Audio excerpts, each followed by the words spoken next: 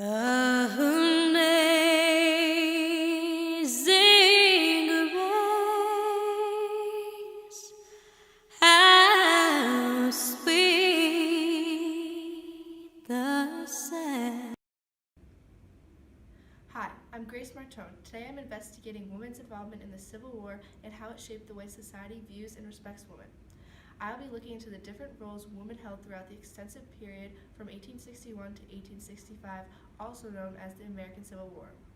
The war was originally the South's plea for state rights. However, over time it transitioned into a war in order to free slaves.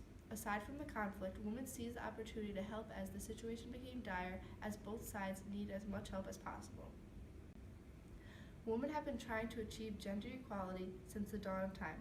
The organization of an actual movement was not prominent in the United States until 1848, 13 years prior to the Civil War. Once the Civil War broke out, women seized the opportunity to join the cause. Images of women during the conflict centered around self-sacrificing nurses, spies, or women disguising themselves as men to fight on the front line. Subsequently, whether women intended it or not, the war changed as a result of their involvement. The Civil War marks the beginning of a century-long battle for gender equality. Many women's contribution to the war was collecting information for their side through deceiving the opposing side. Both the Confederates and the Union had their women acting as spies. This forced the men to take women into account and appreciate them. They were able to retrieve and collect information that some men couldn't. For the first time in history, women were leading military expeditions, being celebrated, and providing their sides with valuable information that led to victories in battles. Although sometimes caught and thrown in jail, the sacrifice showed its worth with the outcomes from the information being collected. These women were soldiers, viewed as equals and celebrated as equals. The Union's most famous and celebrated women spies were Harriet Tubman, Pauline Cushman, and Mary Elizabeth Bowser. Harriet Tubman, the most famous of them all, was originally a slave who played a major role in the Underground Railroad. She led more than 300 slaves to freedom and used these skills to contribute to the war effort. She was the first woman in the country's history to lead a military expedition which again freed slaves, but this time double the amount. She led a group with Cole James Montgomery of several hundred black soldiers up the Mississippi River through an area of detonated mines to reach the shore and to destroy a Confederate supply depot, while also freeing more than 750 slaves.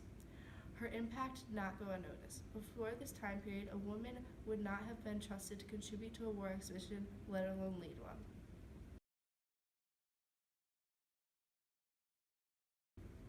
Another Union spy that held great significance was Pauline Cushman. She was originally a struggling actress that became a spy through her show business. A Confederate officer had asked her to interrupt one of her shows to toast to Jefferson Davis and the Confederacy. After contacting the officers of the Union, she proceeded to perform the toast and gain the Confederates' trust. It was her in into entering the Confederate side as a spy. Later, she was caught and accused of being a spy for the Union, but not before she was able to collect valuable information.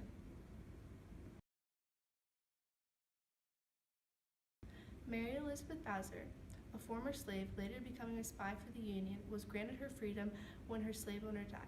His wife and daughter were the ones against slavery and the ones secretly who granted their slaves, including Bowser, freedom. When the Civil War broke out, the family brought food, medicine, and books to the Union soldiers at nearby Libby Prison. Elizabeth conveyed messages between the prisoners and the Union officials and helped prisoners escape. To do this, she relied on an informal network of women, men, white and black, all drawn from Richmond's clandestine Unionist community, which was a Union-supporting community hidden with the Confederates' capital. The most noteworthy of these individuals was Bowser, who had married a free black man named Wilson Bowser in 1861 and taken his name. In the fall of 1865, Bowser gave an address in Brooklyn alluding to her infiltration of the Confederate White House during the war.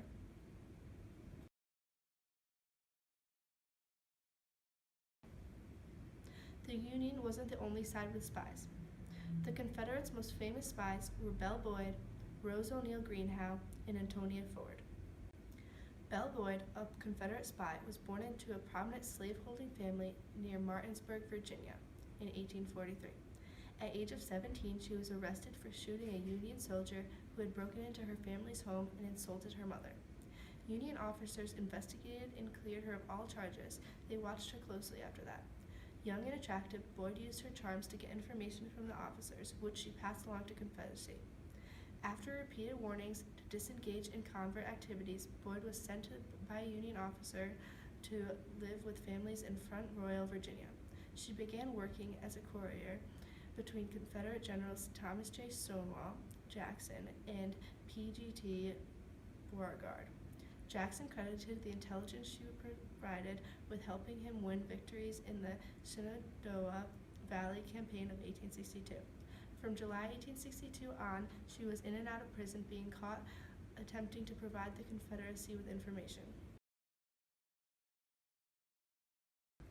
Another Confederate spy, a popular Washington socialite, a widow in her 40s, and an impassioned secessionist, Rosalia Greenhow, began spying for the Confederacy in 1861.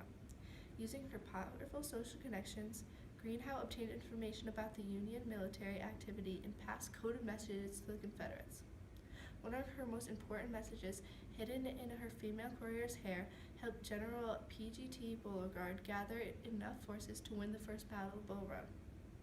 Placed under house arrest from her head of Federal Secret Services suspicions, but later Greenhow continued to get information into her contacts.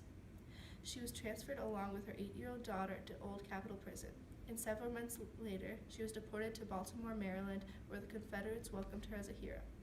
Confederate President Jackson Davis sent Greenhow on her next mission to Britain and France to help gain support for the Confederacy. She later died by drowning trying to escape the Union.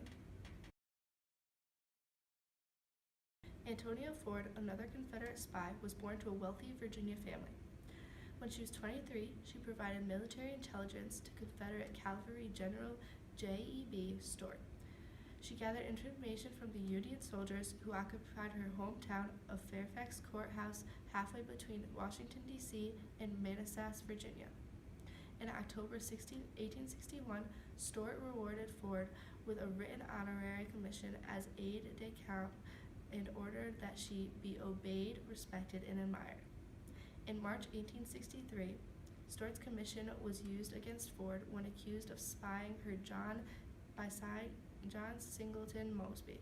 Mosby's partisan Rangers had captured Union General Edwin H. Stanton in his headquarters, one of the most famous cavalry raids of the war. Secret Service suspected Ford was involved in planning the attack, in part because Stanton and Ford had spent time together.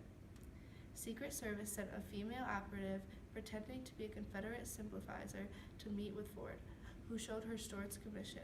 Ford was soon arrested. While being held, she was found with smuggled papers. The Union used a spy to spy on the Confederate spy. After several months at the Old Capitol Prison in Washington, D.C., Ford was released due to the pensioning of Union Major Joseph C. Willard, one of her captors. Willard resigned from the Union Army, and he and Ford married in March 1864. Ford took an oath of allegiance to the United States. Spies weren't the only way women secretly involved themselves in the war. Since women weren't perceived as equals, both the Union and Confederate armies forbade the enlistment of women. Even though they were mostly confined to the domestic sphere, women still found a way to go to war in order to share the trials of their loved ones, satisfy a thirst for adventure, promise of reliable wages, or even to display their patriotism. It was estimated that between 400 and 750 women fought in the front lines under a false male name. Women were not discovered for an array of different reasons. Physical exams were not rigorous, and men often lied about their age, causing young boys to enlist. As a result, too, when women cut their hair and wore loose, baggy clothing, they didn't look any different than their prepubescent male counterparts. In some instances, the women were discovered due to injuries or disease. In this case, they were either sent home or in some instances, jailed. Mary Owens, discovered to be a woman after she was wounded in the arm, returned to her Pennsylvania home to a warm reception and press coverage.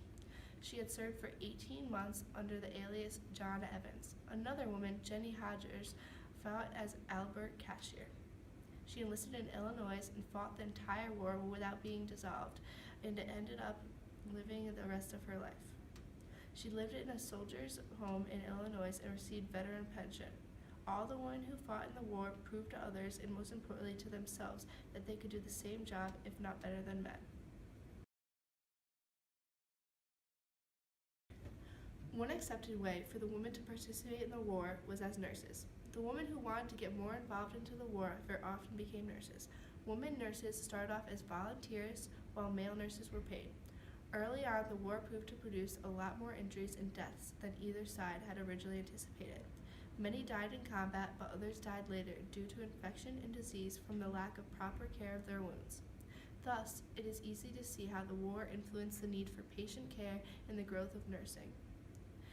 At the start of the war, only 150 hospitals in the entire country and no informal nursing schools existed. The massive numbers of sick and wounded men who needed care from the Civil War exacerbated the lack of medical professionalization, and wartime hospital facilities, particularly early in the conflict, were primitive and disorganized.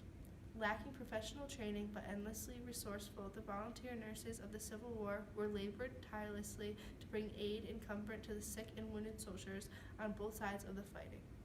For the wounded soldiers, as a result, after the Battle of Bull Run, Clara Barton and Dorothy Dix organized a nursing corps to help care.